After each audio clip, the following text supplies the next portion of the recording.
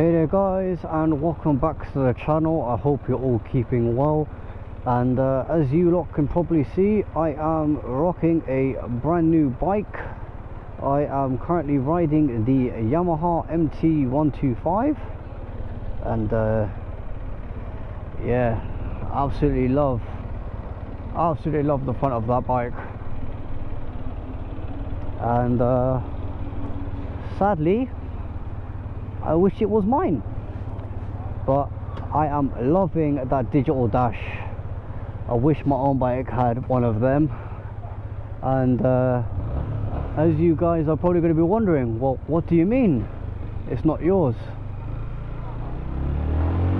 And I would say that's because, well, yes guys, it has happened again. My bike has been hit, and I am currently using a courtesy vehicle, and luckily they gave me the Yamaha MT125, and my mirror is completely out of whack. What the hell? That's a lot better. But you know, I thought I'd just make a little video on this bike here, and how I found it, or how I feel about it.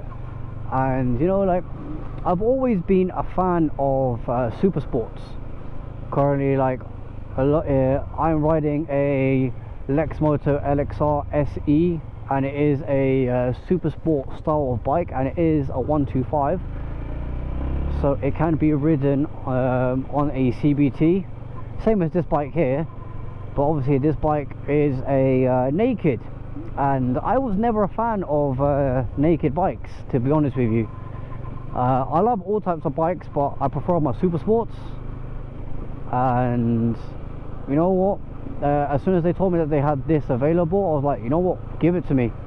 Because last time I had a courtesy bike and it was a manual, they tried to offer me a Honda CBF, and I said no thank you. And they tried to offer that to me again as well. I was like, nah. But before we get into me and this bike, after you, no worries. So before I get into me and how I feel about this bike, I thought I'd quickly have a little picture, and I'll leave it right around somewhere on the screen, of what happened to my bike. And as you can see from the photo, yes, my bike was hit while it was parked outside. The guy tried to get away.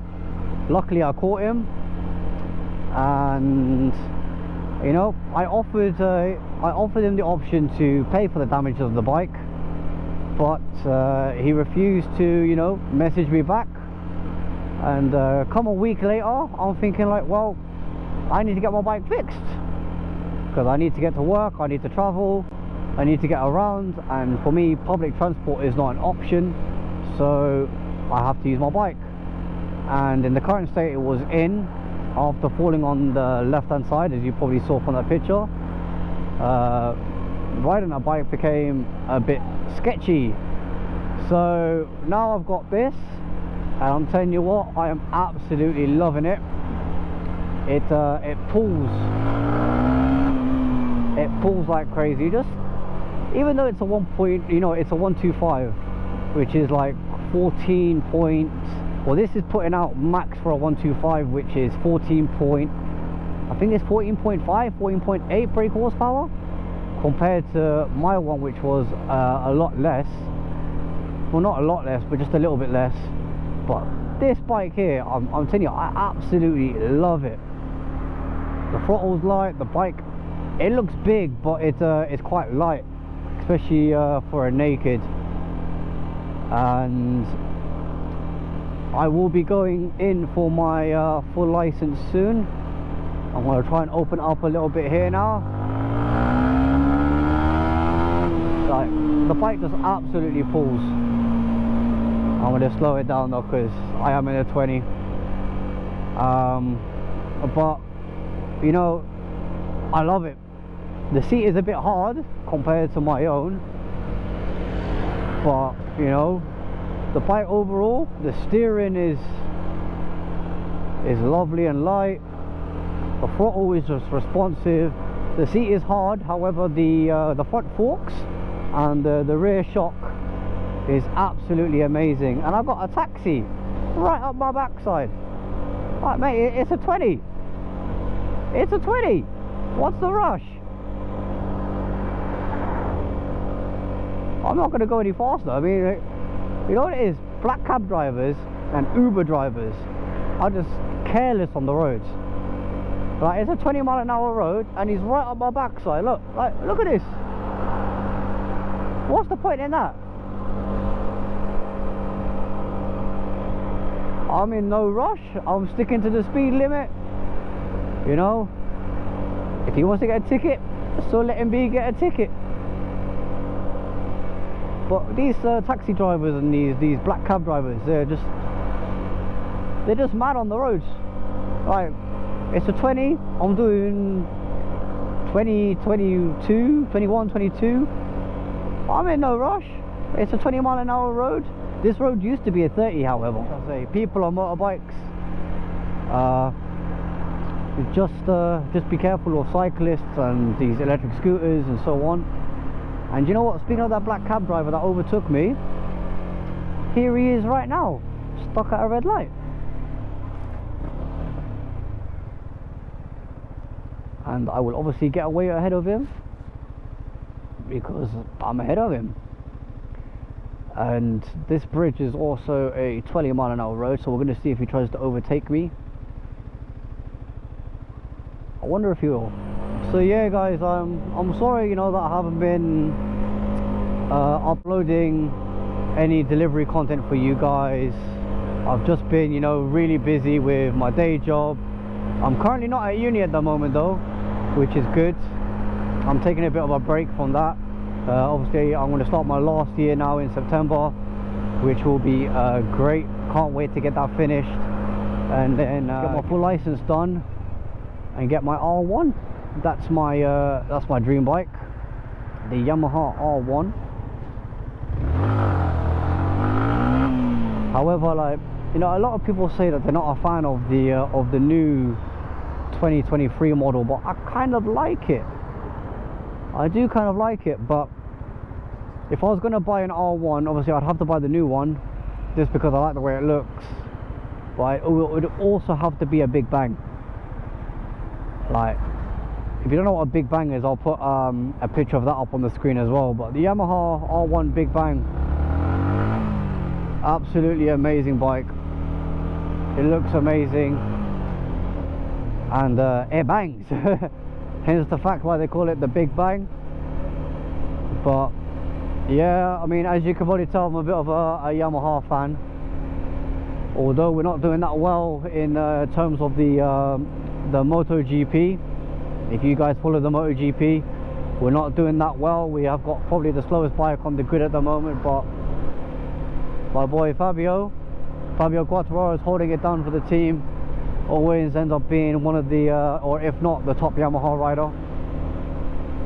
Sadly, they don't have a satellite team though, so it's only him and Franco Morbidelli. But Fabio Quartararo seems to be doing miracles on a bike that shouldn't be doing what he's doing. So, you know, I've got some videos coming up for you guys pretty soon, as I said in my last video, and I'm actually going to be doing another one tomorrow with one of my mates. And obviously, yes, it's not delivery orientated, and for that I do apologize.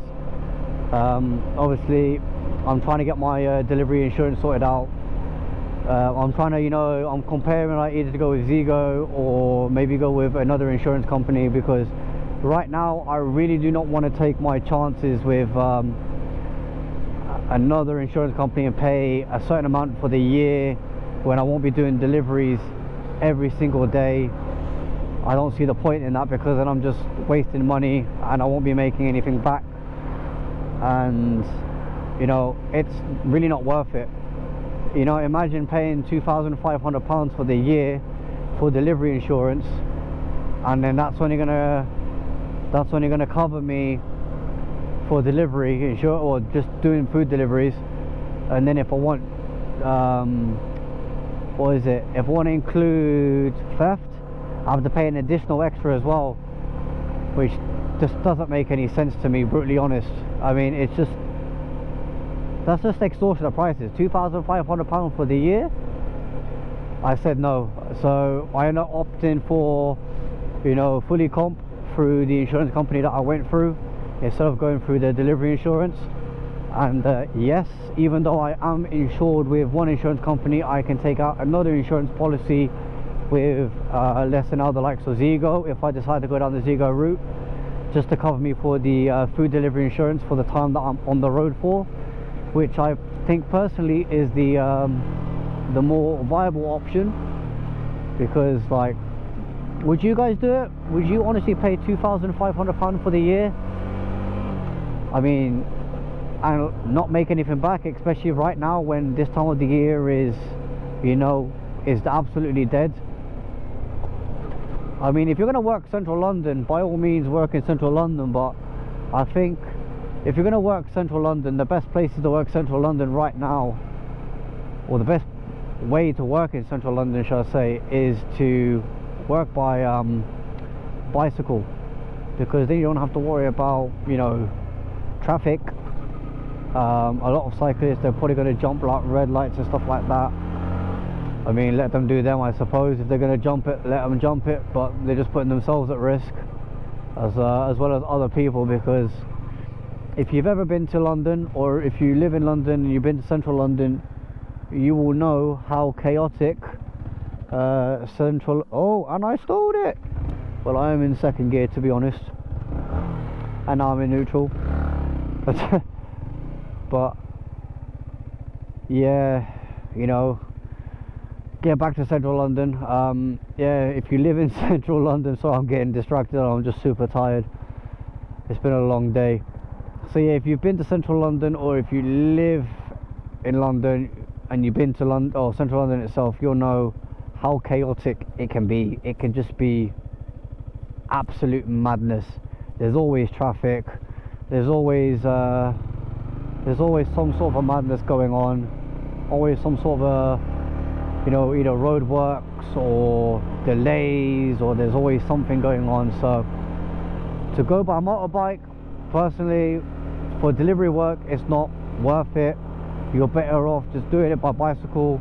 Then you avoid all these hassles of, you know, ULEZ, congestion charge, parking. You know, you just walk up with your bicycle, block it outside a restaurant, and off you go. So that's a little bit of a tip, I suppose, if you're going to do if you're going to work on you know, the gig economy and you're going to work central London, do it by bicycle, because it's going to be your best bet. But yeah, you know, I just thought I'd make a quick little video for you guys, just to, you know, update you guys on the new bike that I'm currently riding out right now. Well, it's not a new bike, it's like a 22 plate or 21 plate, sorry. It's a 21 plate Yamaha MT125. I am missing my bike, because obviously this bike doesn't have a nice slope front on it with the visor at the front to kind of protect me from the wind. This is just, it's all in my face, and you do feel it, especially when I'm hitting higher speeds, like 60 miles an hour. Anything above 50 just becomes a bit mad on this thing. Imagine when if it's like an MT-07 or an MT-10 or an MT-09. I mean, hats off to you guys who ride those bikes with no visor. That's just that's just mad. But yeah, like I said, I'm loving the bike. Gearbox is silky smooth. You know, there's no issues in changing gear. The handling is amazing. The throttle, like I said, is silky smooth. The bike is nimble as hell. It's light, and I have to say, this bike, the engine is so good on fuel. Like, my god, this bike, I mean, I've had it now for about 3 weeks, I would say, and I've only had to fill this bike up twice. And at the moment, like, last time I filled it up was like last week, and it's currently Thursday, and I've still got 4 bars of fuel left. How can you beat that? Unlike my own bike, obviously yes, I've got aftermarket exhaust and stuff, and it hasn't been remapped for that, so I am running a bit lean, so I am burning more fuel than what I need to be. But me personally, if this was my bike, I'd have to stick an aftermarket can on it, because I'm not a big fan of quiet bikes. For me personally, I'm a strong believer of loud bikes save lives, because like on the road, you're on a bike, and a lot of you who ride bikes, you probably agree with me, you're a small moving target.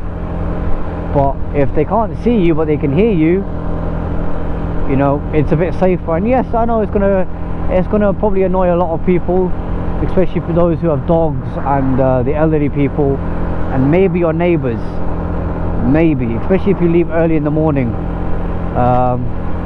That's why with my bike, I have to keep the baffle in, because with the baffle out, I mean, don't get me wrong, I do take out the baffle, but I only take out the baffle if I'm going to go ride out with my mates, and so I'm going to go to bike meets and stuff like that, because it just feels nice to have a loud bike. And yes, I know it's a 125, but still, it still feels and sounds nice to have a loud exhaust while you're out just cruising, not breaking any speed limits, just out cruising, hearing the little pops and crackles. You can't beat it. As you can probably tell, I'm a true petrol head. I love my bikes, I love my pops and my bangs, and hopefully we'll get my full license done pretty soon, and then I can get my hands on my R1. And obviously I'm not going to ride an R1 straight away, because that's just craziness. I'll work my way up to that, but yeah, you know, it should be fun. Looking forward to it. But yeah guys, I'm going to leave it there for this video. Stay tuned for upcoming videos that will be coming up really soon. Take care, and I'll see you guys on the road.